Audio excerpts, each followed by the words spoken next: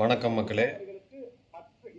கோவையில் 10 வயது சிறுமி கொலை செய்யப்பட்ட வழக்கு, அது பாலியல் வழக்கு ஆர் கடத்தி கொல்லப்பட்ட வழக்கு, பெண்கள் மீது தொடர்ச்சியாக நடந்து கொண்டிருக்கும், அவர்களுக்கு எதிராக நடந்து கொண்டிருக்கும் இந்த மாதிரியான கொடுமையான சம்பவங்களுக்கு கைது செய்யப்படும் குற்றவாளிகள் யாராக இருந்தாலும் அவர்களுக்கு உச்சபட்ச தண்டனையான மரண தண்டனை விதிக்க வேண்டும் என்று மாண்புமிகு முதலமைச்சர் திரு ஜோசப் விஜய் அவர்களிடம் நாங்கள் கோரிக்கையாக வைக்கிறோம். இப்படி ஒரு கேவலமான நிலைமை தமிழகத்தில் இனி நடக்கக்கூடாது.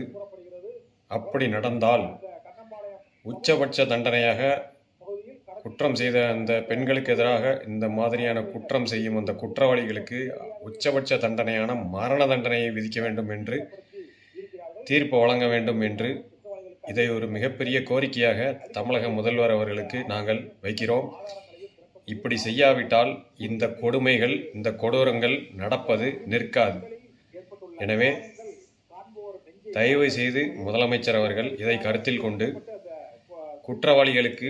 இந்த குற்றவாளிகளுக்கு மட்டுமல்ல, இனி எந்த தவறு பெண்களுக்கு எதிராக நடந்தாலும் சரி, பெண்களை பாலியல் வன்கொடுமை செய்தாலும் சரி, பெண்களை பாலியல் வன்கொடுமை செய்து கொலை செய்தாலும் சரி, பெண்களை கொலை செய்தாலும் சரி, அதை செய்த குற்றவாளிகளுக்கு கட்டாயமாக உச்சபட்ச தண்டனையான மரண தண்டனையை விதிக்க வேண்டும்.